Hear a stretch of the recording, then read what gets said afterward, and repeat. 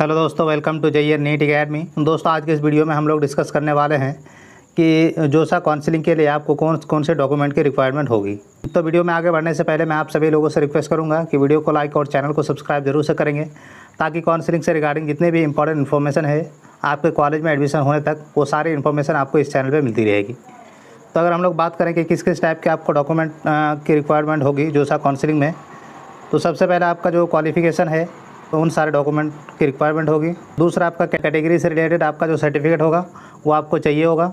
और तीसरा, आपका जो JEE मेंस या फिर JEE एडवांस का आपका एडमिट कार्ड होगा, या फिर उससे रिलेटेड जो भी डॉक्यूमेंट है वो आपको देनी होगी। तो चलिए हम लोग एक एक करके देखते हैं कि कौन कौन से डॉक्यूमेंट आपको रिक्वायरमेंट होगी जोसा काउंसलिंग के लिए। तो चलिए हम लोग एक एक करके देखते हैं कि जोसा काउंसलिंग में आपको कौन कौन सी डॉक्यूमेंट की रिक्वायर्ड होगी। तो सबसे पहले आपका जो प्रोविजनल सीट अलॉटमेंट लेटर है वो आपको चाहिए होगा। और दूसरा, आपका जो आपने फ़ीस पेमेंट की है उसका जो आपका स्लिप है वो आपको चाहिए होगा। और तीसरा, आपका जो ओरिजिनल एडमिट कार्ड है, अगर आप IIT में जा रहे हैं तो JEE एडवांस का, और NIT या फिर IIIT या फिर अदर कॉलेजेस में अगर जाते हैं तो आपको JEE मेंस का एडमिट कार्ड रिक्वायर्ड होगी। नेक्स्ट है आपका जो क्लास 10th है उसका आपको मार्कशीट चाहिए होगा, और क्लास 12 का भी आपको मार्कशीट चाहिए होगा। नेक्स्ट सर्टिफिकेट है आपका जो मेडिकल सर्टिफिकेट है। नेक्स्ट डॉक्यूमेंट है आपका कैटेगरी सर्टिफिकेट। अगर आप जनरल से बिलोंग करते हैं तो आपको कोई कैटेगरी या फिर कास्ट सर्टिफिकेट की रिक्वायरमेंट नहीं है। लेकिन अगर आप OBC, SC, ST, PWD या किसी भी कैटेगरी से आप बिलोंग करते हैं तो उसका आपको सर्टिफिकेट चाहिए होगा।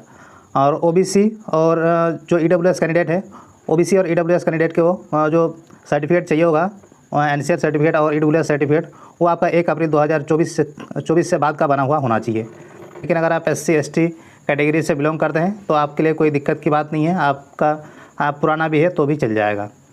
अगर आप PWD कैटेगरी से बिलोंग करते हैं तो आपको PWD कैटेगरी सर्टिफिकेट की रिक्वायर्ड होगी। और उसके अलावा आपको फ़ोटो की रिक्वायर्ड होगी।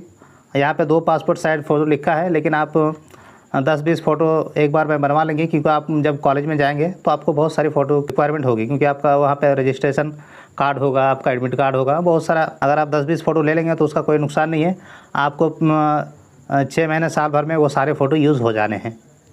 नेक्स्ट है आपका photo ID card. Photo ID card में आप आधार कार्ड दे सकते हैं, पैन कार्ड दे सकते हैं। सभी लोगों के पास आधार कार्ड होगा तो आप आधार कार्ड ही प्रेफर करेंगे अपने फ़ोटो ID कार्ड में।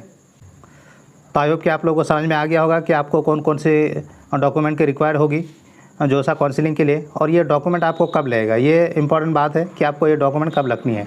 तो मैं आपको दिखा देता हूँ कि ये डॉक्यूमेंट आपको कब लगेगा। आप जो जोसा काउंसलिंग का प्रोसेस है, उसमें पहला है आपका रजिस्ट्रेशन है, उसके बाद चॉइस फिलिंग है, उसके बाद आपका मॉक सीट अलॉटमेंट है, उसके बाद आपका सीट अलॉटमेंट का रिज़ल्ट आएगा, उसके बाद आपको सीट अलॉटमेंट लेटर दी जाएगी, और फिर से आपका फ्रीज, फ्लोट या फिर स्लाइड का ऑप्शन आएगा। उसके बाद आपका डॉक्यूमेंट वेरिफिकेशन होगा, तो तभी आपको डॉक्यूमेंट आपको अपलोड करना पड़ेगा जोसा के वेबसाइट में, और तभी आपको ये सारे डॉक्यूमेंट की रिक्वायरमेंट होगी।